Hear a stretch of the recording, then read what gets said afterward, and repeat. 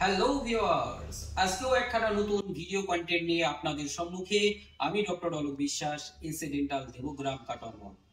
এর আগের ভিডিওতে আমরা জেনেছিলাম ওরাল ক্যান্সারের লক্ষণগুলো। আজকে আমরা জেনে নেব ওরাল ক্যান্সারের কারণ কি কি রয়েছে।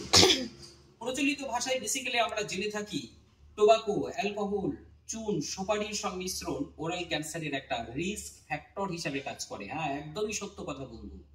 টোবাকো, চুন, অ্যালকোহল, বিড়ি, সিগারেট এগুলো একটা ওরাল ক্যান্সারের রিস্ক ফ্যাক্টর হিসেবে কাজ করে। কিন্তু আবার অনেক সময় দেখা যায় এই সমস্ত রিস্ক ফ্যাক্টরগুলো সেবন না করা সত্ত্বেও ওরাল ক্যান্সারে আক্রান্ত হয়ে অনেকেই মারা যাচ্ছে।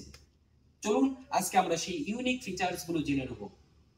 তাই সাথে থাকুন, শুনতে থাকুন, শোনাতে থাকুন এবং শেয়ার করুন।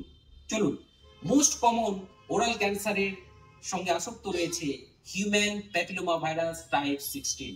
হ্যাঁ বন্ধু, হিউম্যান প্যাপিলোমা ভাইরাস।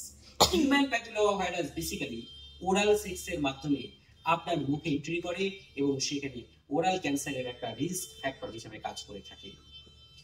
হ্যাঁ বন্ধু, আপনার যদি পুয়ার নিউট্রিশন হয়, সেটাও ওরাল ক্যান্সারের একটা রিস্ক ফ্যাক্টর হিসেবে কাজ করে থাকে। আরো জেনে রাখুন বন্ধু, আপনি মুখে যে সমস্ত খোলা খোসা দাঁত লাগাচ্ছেন, আরপিডি যেগুলো লাগাচ্ছেন, সেই আরপিডি বারবার যদি আপনার মুখে, আপনার জিভে, আপনার মাড়িতে বারবার যদি আঘাত করে, সেখান থেকে যদি ঘা তৈরি হয় বারবার, সেটাও একটা ওরাল ক্যান্সারের একটা রিস্ক ফ্যাক্টর হিসেবে কাজ করে থাকে।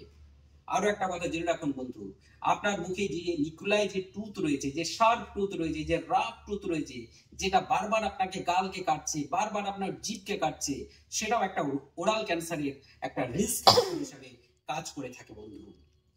আরো একটি কথা জেনে রাখুন বন্ধু, ইমিউনোসাপ্রেসেন্ট যে সমস্ত মেডিসিন গুলো রয়েছে, সেগুলো যদি কোনো পেশেন্ট ইউজ করে থাকে, সেক্ষেত্রে ওরাল ক্যান্সারের একটা রিস্ক ফ্যাক্টর হিসেবে কাজ করে থাকবে।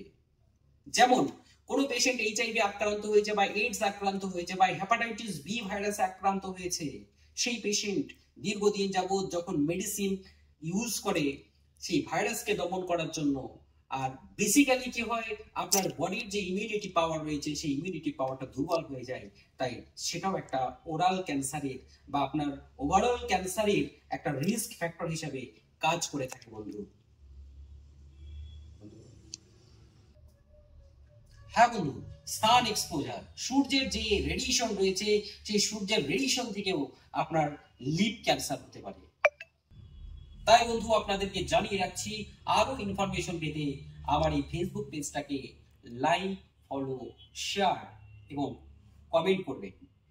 আর কমেন্ট করে অবশ্যই জানাবেন এই ভিডিওগুলো আপনাদের কেমন লাগছে। যদি ভিডিও থেকে আপনাদের কোনো উপকার হয়, অবশ্যই আপনারা আমাকে কমেন্ট করে জানাতে পারেন।